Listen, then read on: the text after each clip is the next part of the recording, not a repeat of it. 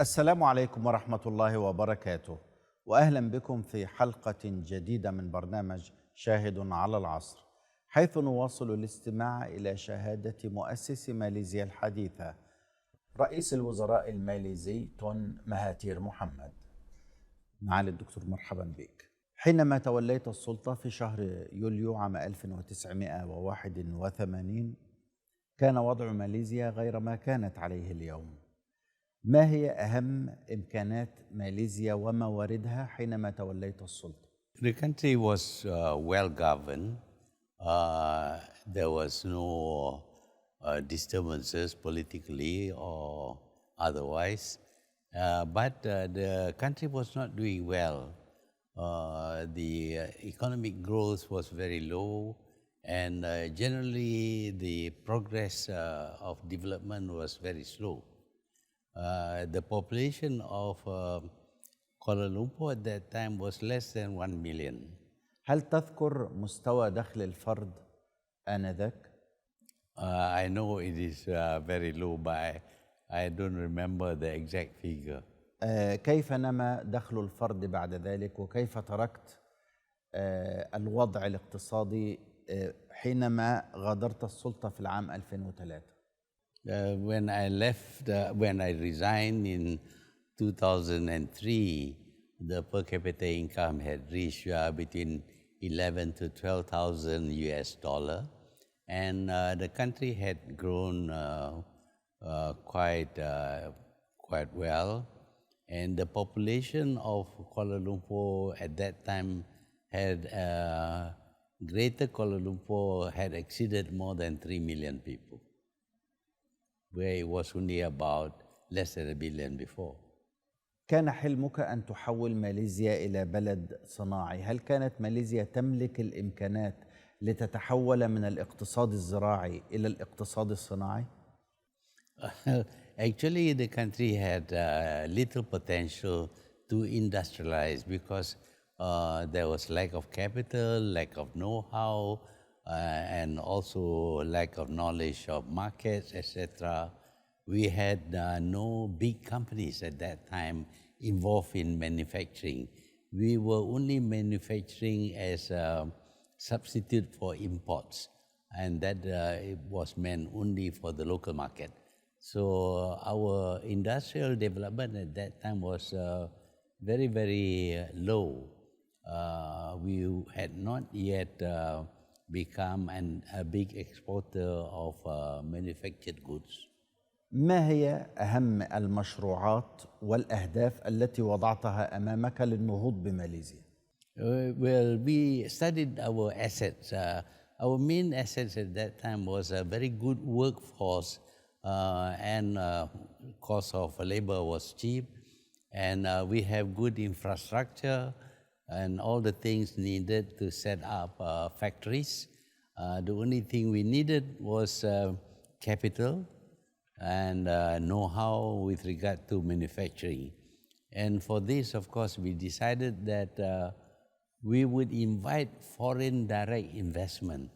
This was early days, because in those days, many nationalists do not like to have foreign-owned industries in their own country.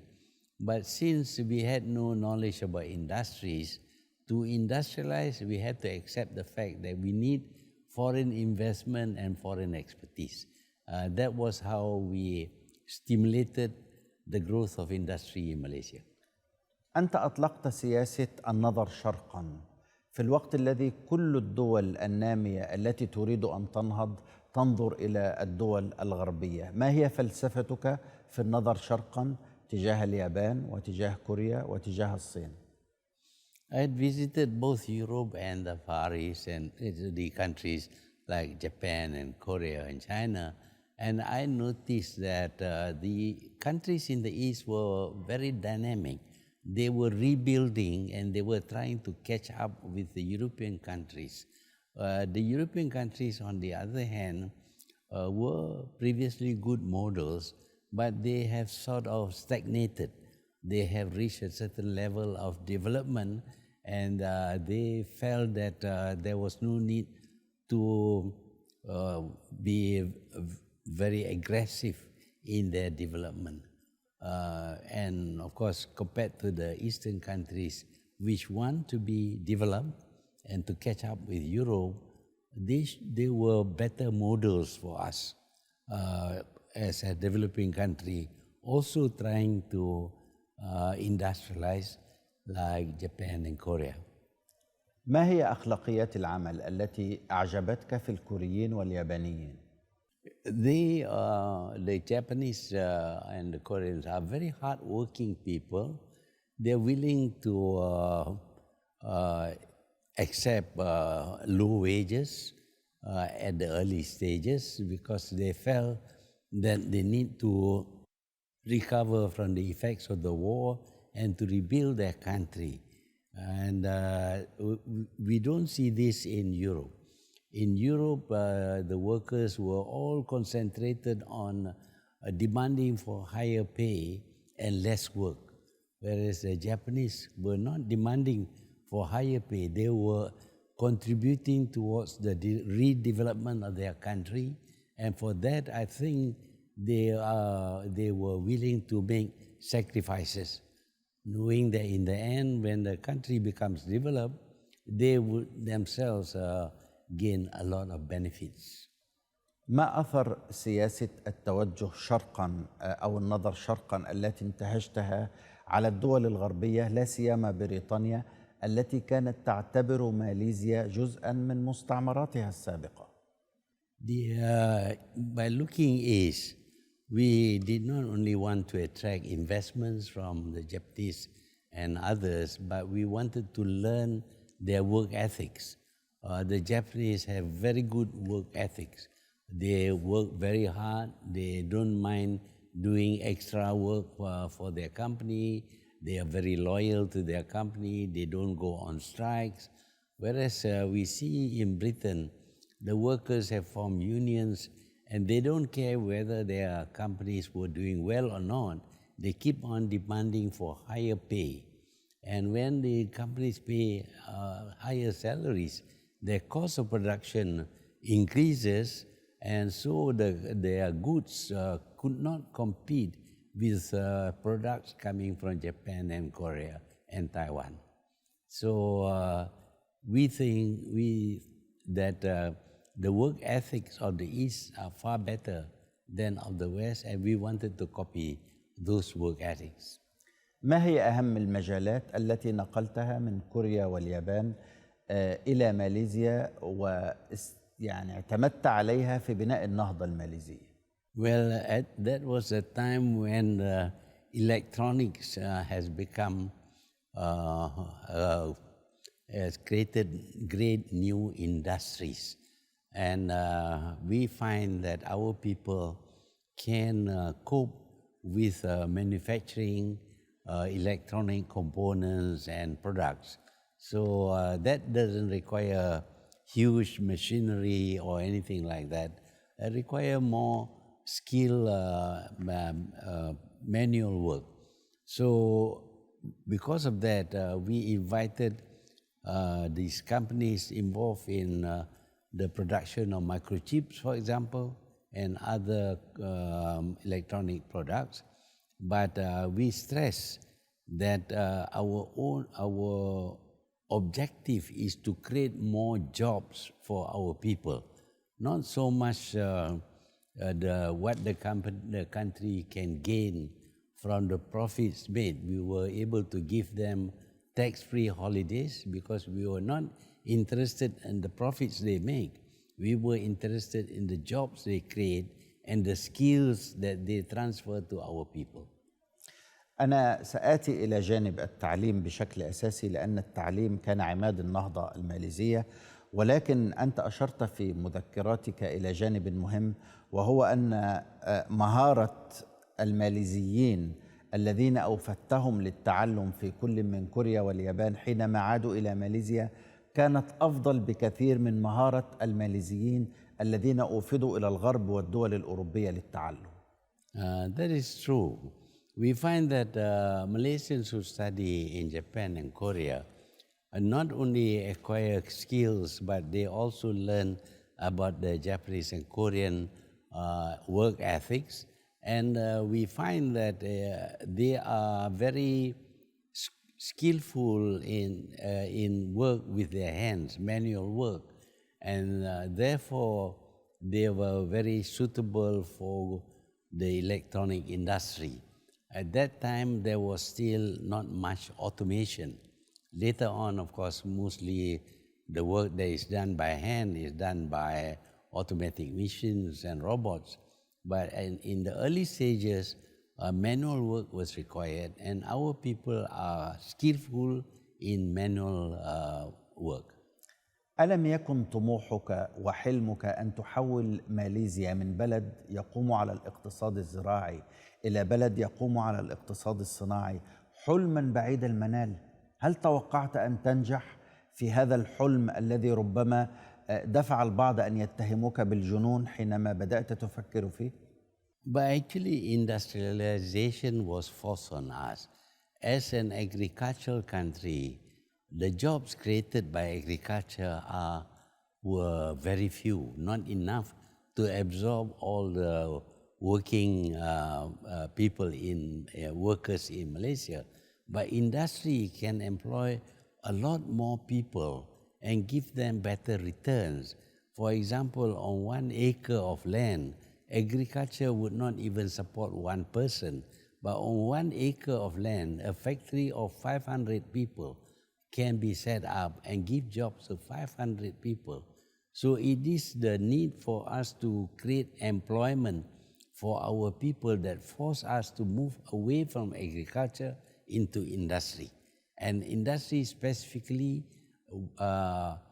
labor-intensive industries. So that solves our unemployment problem. And at the same time, of course, we gain the skill of an industrialized economy. ما هي الفوارق الأساسية بين الاقتصاد الزراعي والاقتصاد الصناعي؟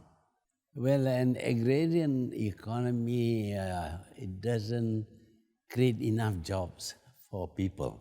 We have quite a big number of workers and they were not employed and they occupy too much land. For agriculture to succeed, lots of land is required and we cannot afford to cut down all our forests in order to grow rice or even to plant rubber. But industry, on the other hand, make use of less assets that we have in terms of land. On a piece of land, we can have a huge number of industries, employ thousands of people, where in agriculture, that piece of land can only give jobs to maybe 10 or 20 people. ما هي مجالات الصناعات المختلفة التي فتحتها في ماليزيا حتى تنهض بالاقتصاد الصناعي؟ Mainly it is electronics. As I said before, electronics doesn't require, at that time, didn't require much by way of machinery or even big factories. Just a simple factory would be enough to accommodate 100 or 200 workers working on the line to assemble electronic components and products, and this is a very efficient use of space, and yet it gives a lot of opportunities for working for our workforce. أنا زرت المصانع في الصين ورأيت العمال هناك يعملون تقريبا 12 ساعة في اليوم دون كلل. أنت هنا كانت لديك مشكلة في كسل الملاي. كيف عالجت مشكلة الكسل والصناعات الإلكترونية والصناعات بشكل عام تحتاج إلى ساعات عمل صعبة؟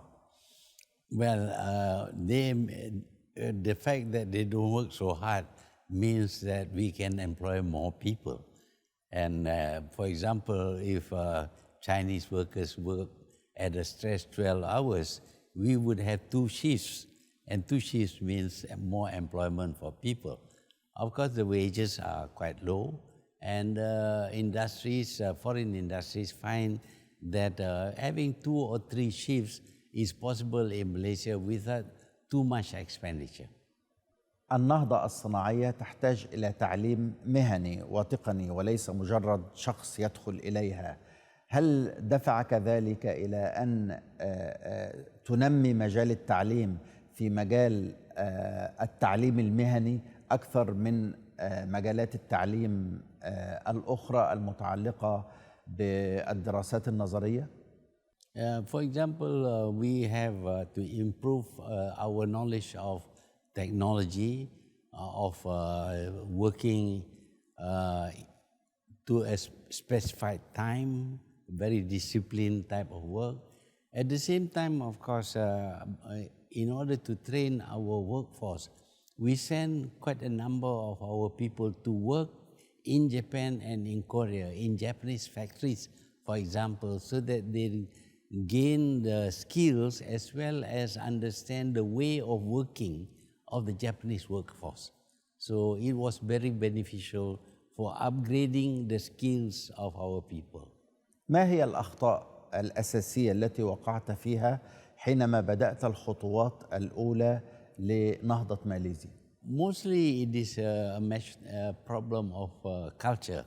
Our work ethics are not the same as the Japanese, and it's very difficult to follow to copy the way of work of the Japanese. So sometimes, of course, we find that we cannot give them very high wages because their productivity was very low. So our problem, of course, is that the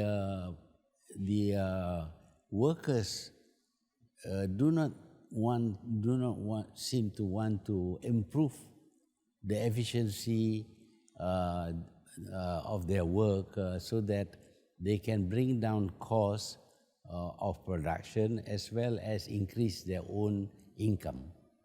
مفهوم أو مصطلح أخلاقيات العمل استخدمته كثيرا في مذكراتك ونستخدمه كثيرا في النقاش الآن. هل يمكن أن تشرح للمشاهد الذي يتابعنا ما هو مفهوم أخلاقيات العمل الذي تقصده والذي يوجد بشكل ناجح لدى اليابانيين والكوريين ويفتقده الماليزيون؟ Malaysia is a country which is easy to live in because there's plenty of food, there's plenty of water, you don't have to work very hard in order to grow rice and also to catch fish. So there are not too many challenges. On the other hand, the Japanese and the Koreans live in cold climates. They need a lot of clothing, they need to work very hard in order to gain support, in order to support their cost of living. And their attitude towards work is that it is important for them to work very hard because only then can they improve their standard of living. But in Malaysia, people can live without working too hard. Sometimes paddy planters, for example, work only half the year. 6 months of the year, they don't do any work at all. Of course, in a factory, they have to change. They have to work to in a disciplined environment. They have to come to work at a given time, work for the specific hours, etc.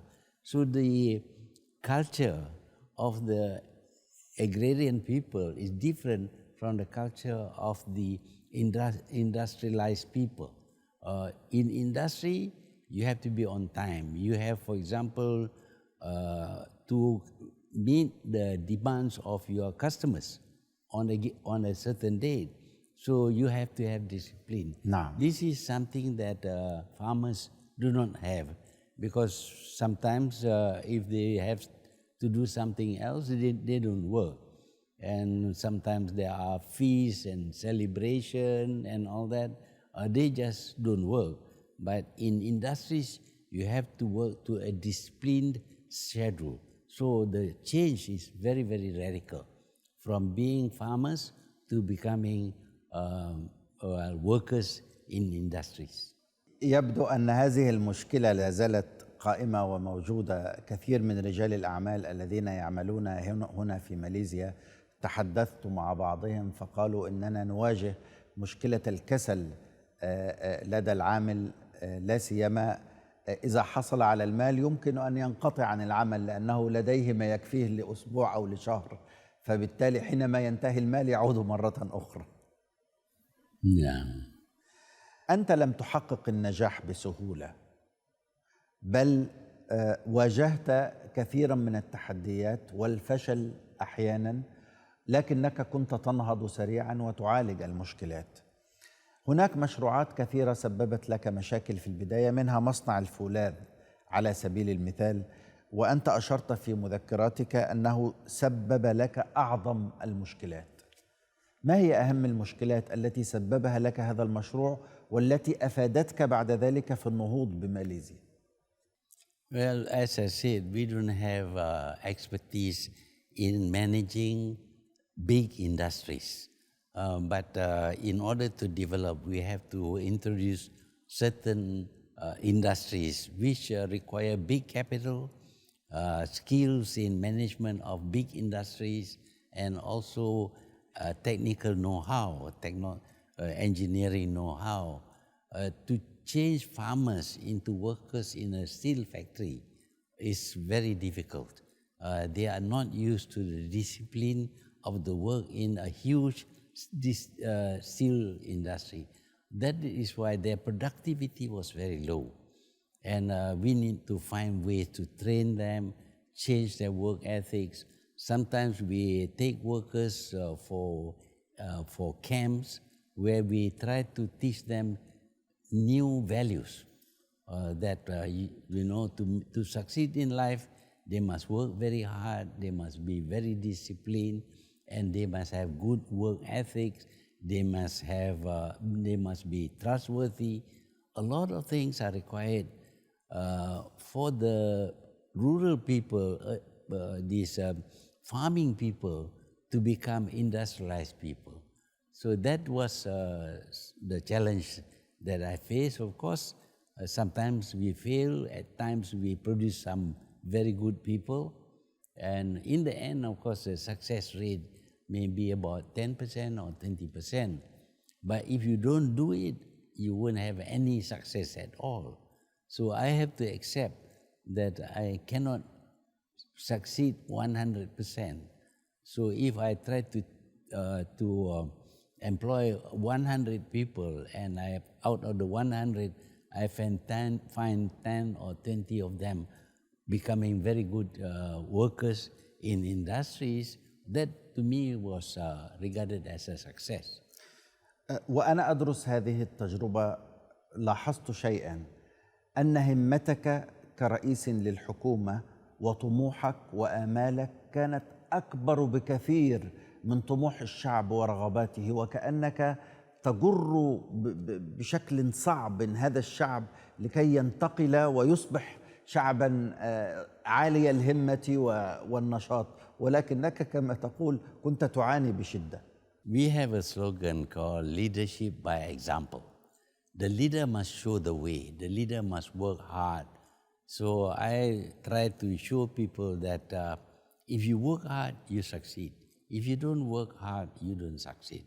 You must be efficient, you must have discipline, you must have good work ethics in order to success. So leadership by example imposes a lot of burden on me to show the good example. But I think it was worthwhile if you want to achieve progress among a people whose work ethics are really not suitable for change from agriculture to industry.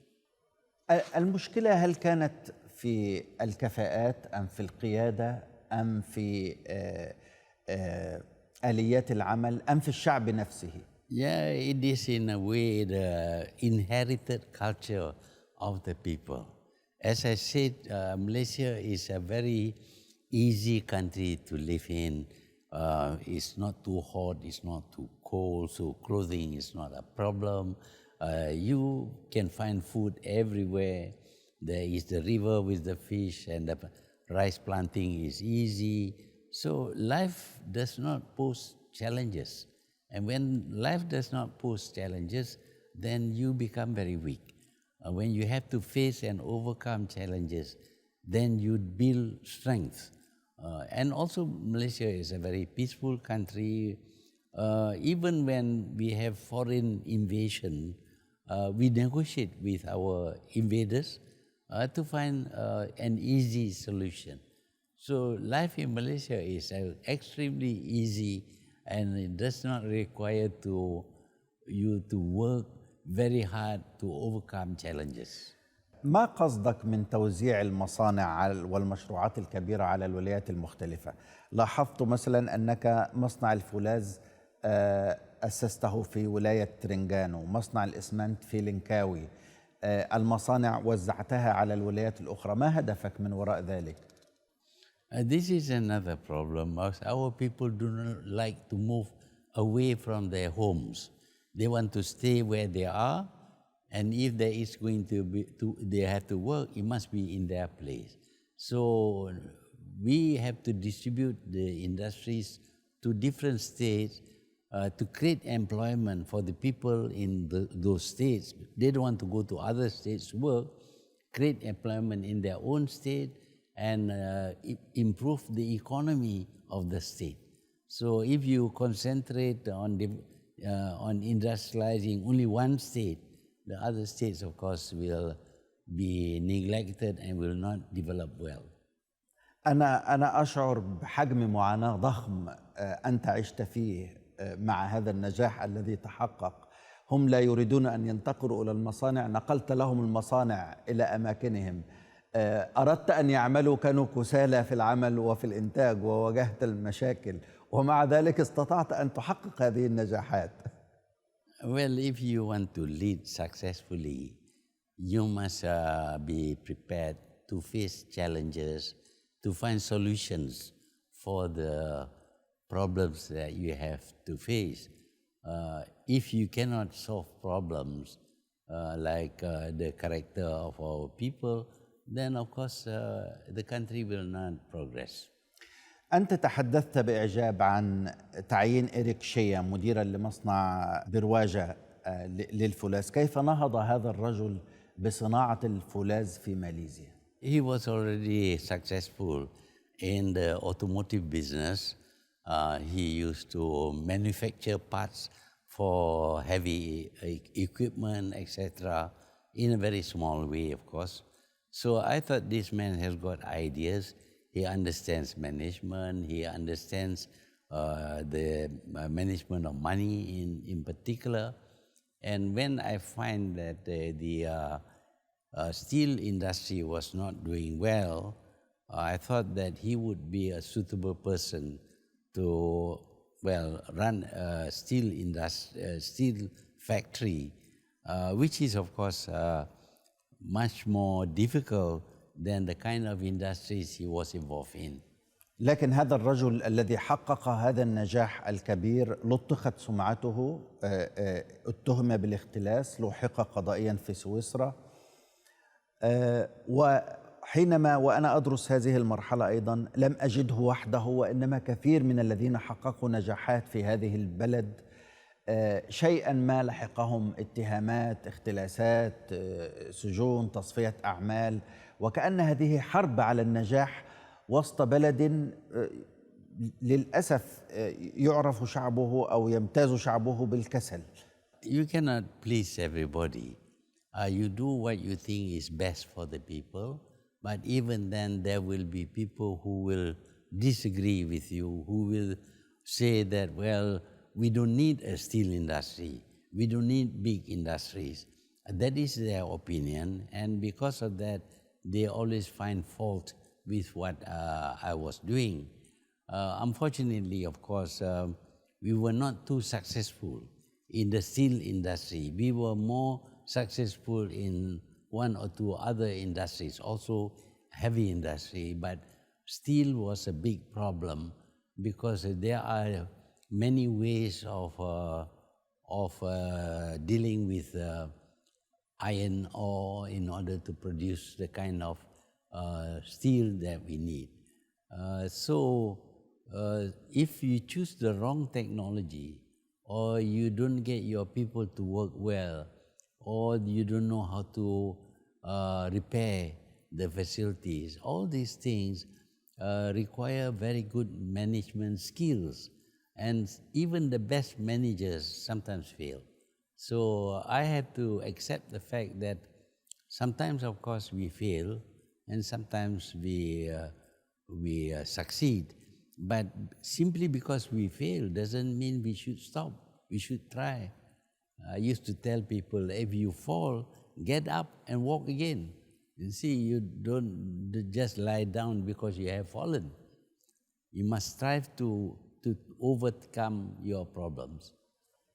أنا لاحظت أن كثيرا من الناجحين إما يتهمون بالفساد أو تلفق لهم الأشياء من الكسالى للأسف والفاشلين.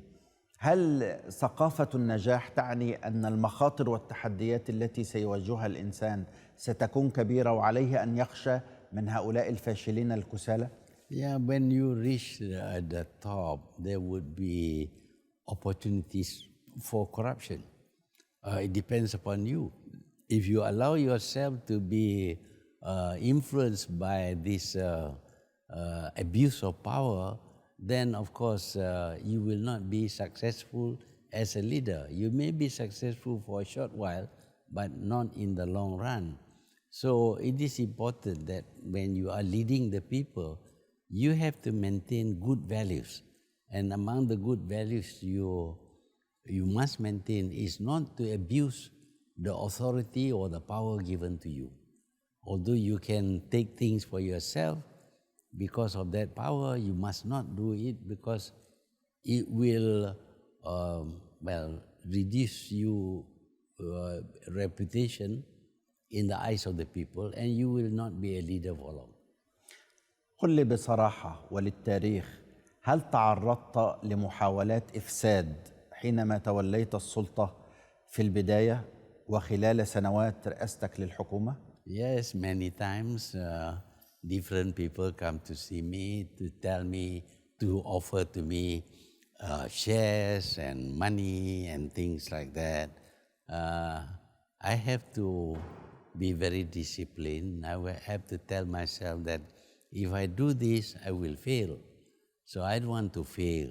So because of that, I rejected offers of money, of shares, of position, etc. All these things I refused. And not only did I refuse for myself, I didn't even allow my children to be influenced by this kind of thing, because sometimes they try to go through my children to get at me, giving opportunities for my children so that my children will influence me. That I stopped completely. My children cannot be involved in businesses with the government. They cannot even join the political party which I was heading at that time. They had to stay out of politics. So to lead requires a great deal of discipline and self-denial. You have to reject what is wrong and try to do what is right. لكن بالنسبة لهذه النقطة، أنت اعترفت في مذكراتك بأن ابنيك ميرزان،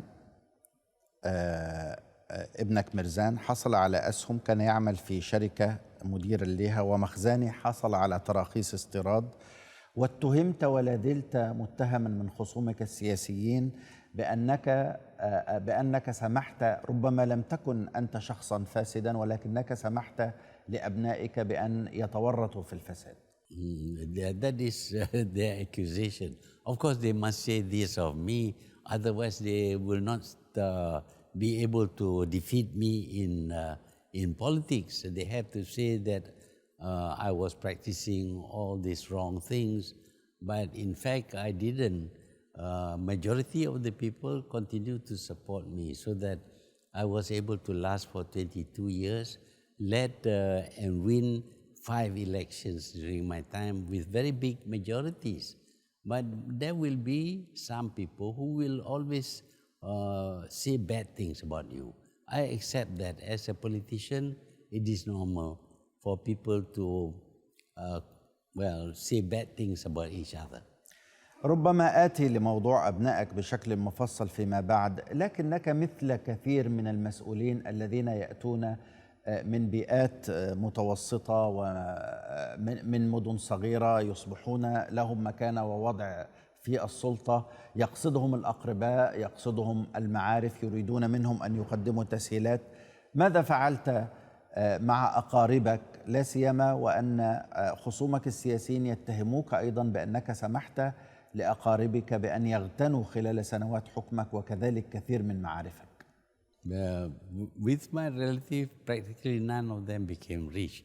But a lot of other people who show ability, who have succeeded in their businesses, they were given more opportunities during my time than before. Some of these people are very, very clever, very, very good, but they meet problems with the bureaucracy. And if the bureaucracy sometimes reject them or does not give them the right service, they have a right to appeal to me. And when they appeal to me, I study the pros and cons, and if I find that their proposals are good, I help them to do what they plan to do. Otherwise they will never succeed. لأنهم أقربائك أم لأنهم ماليزيون يريدون أن ينهضوا بالبلد؟ Not my relatives, none of my relatives. In fact, at the time when I was Prime Minister, many of my relatives are very, very poor indeed. And even after I left, they are still very poor people. And my children succeeded in life only after I stepped down as Prime Minister. But with other people, if they show good potential, good ability, and they are good in their business, I think I should help them grow even faster. وماذا عن ابن أختك أحمد مصطفى الذي كان يسعى وأنت في السلطة إلى صفقة طائرات سخوي 35 لبيعها لماليزيا؟ أليس هذا ابن أختك قريبا لك وصفقة طائرات مقاتلة؟ We were buying Soviet fighter planes, and he thought that he should be an agent for the sale of Soviet fighter planes. And of course he was close to me because he was related to me, and we met quite often. But when he wanted me to buy this plane, I told him that it's based on merit. If the plane is good, we buy. If the plane is not good, we don't buy. And we find that the plane is not yet completed by the Russians. And we said we cannot buy this thing because in the first place, we will not need this plane until much later. And in the end, of course, I rejected his appeal for me to buy the plane, which will give him a big profit. And because of that, he was very angry with me. Until now, he doesn't speak with me at all. He has written a book against me. This is my nephew, the son of my sister. But I cannot help him if something that he wants is something that the government doesn't need. دائما الصناعات الكبرى مجال واسع جدا، والنهوض في أي دولة والبناء مجال يكثر فيه الفساد وتكثر فيه الأموال وتكثر فيه السرقة. أنت حينما نهضت، خصومك السياسيين يتهموك بأنك لم تضع القوانين اللازمة لمحاربة الفساد، وبالتالي تركت المجال لكي يتوسع الفساد في ماليزيا. Well, that is the claim. I must admit that despite trying to fight against corruption, there was still some corruption involving government officers, etc. you cannot actually ولا زال الناس تشكو من الفساد إلى اليوم في الإدارات الماليزية، لا سيما رجال الأعمال، والناس يواجهون بيروقراطية وفساد كبير. That is because the present Prime Minister is known to the world as a corrupt. When I was Prime Minister, the world did not accuse me of being a corrupt Prime Minister. I didn't have any scandals. I did not take any money. No proof that I ever took any money from anybody. So at that time, although I admit there was still corruption, but the level was very low. Only minor cases of corruption. But here we have the Prime Minister accused by the American Department of Justice of corruption, of money laundering, and he is now even called a crook. So when the Prime Minister is like that, of course at the bottom, lots more people are more corrupt because your boss is corrupt. So you try to make money for yourself through corrupt practices. Today the situation is extremely bad because the leader is accused of corruption.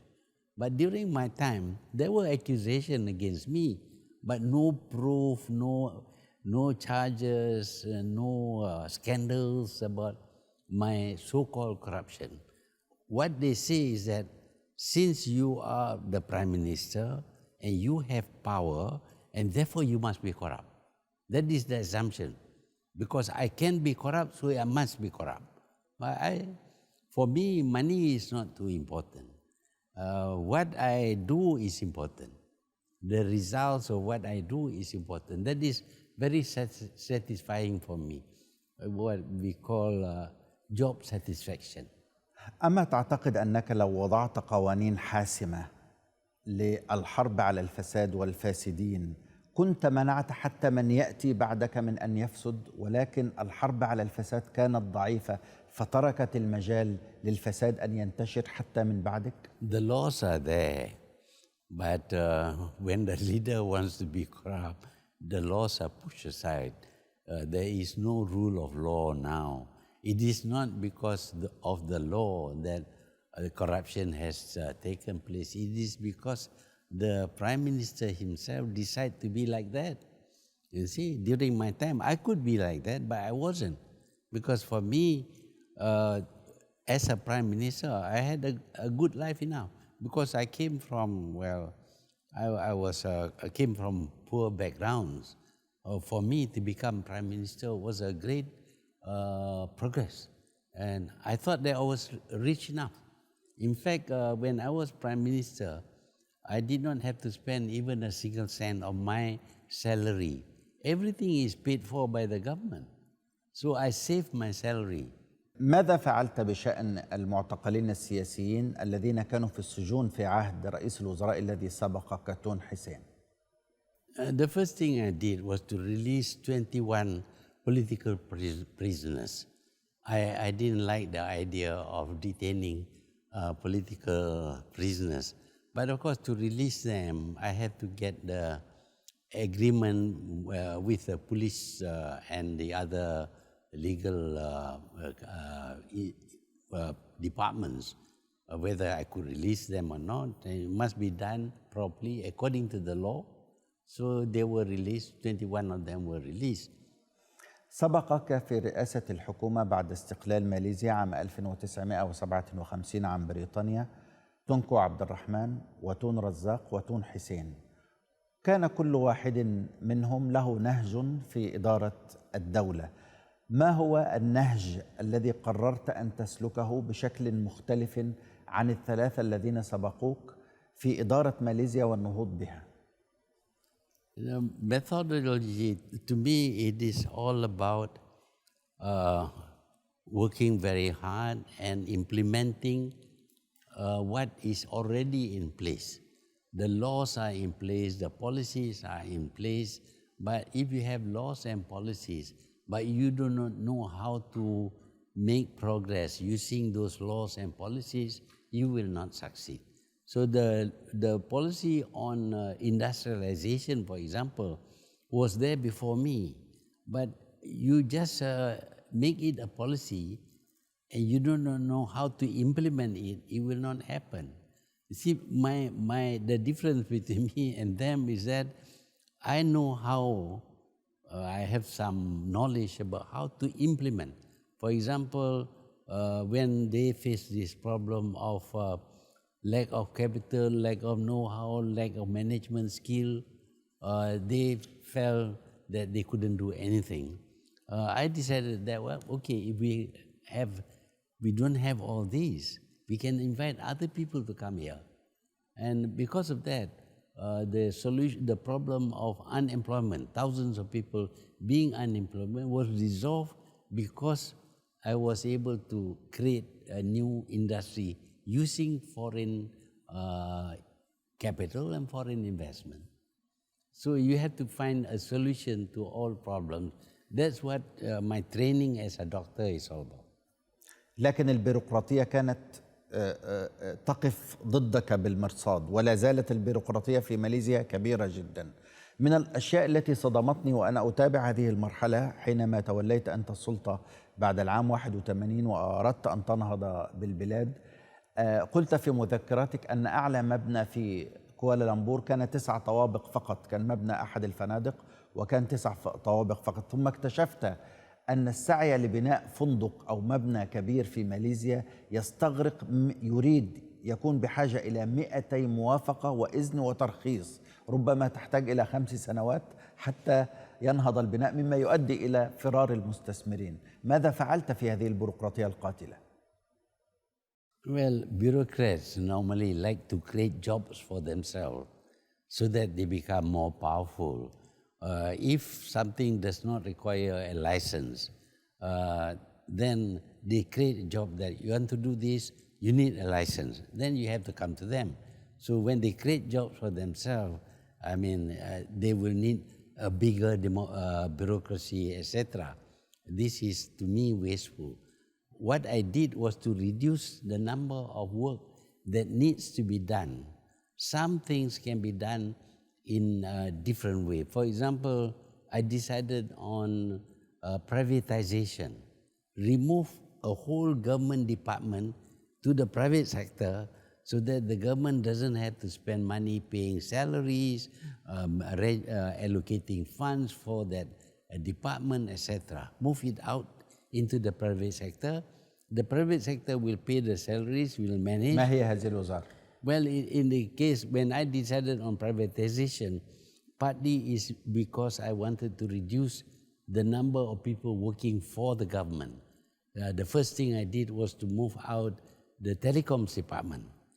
When the telecoms department was moved out, the workers also followed, and every year we used to allocate 200 million ringgit to the telecoms department. Now we don't have to because it is a private entity, and because it is a private entity and run as a business, they make more profit and they pay their workers better and they pay more taxes to the government.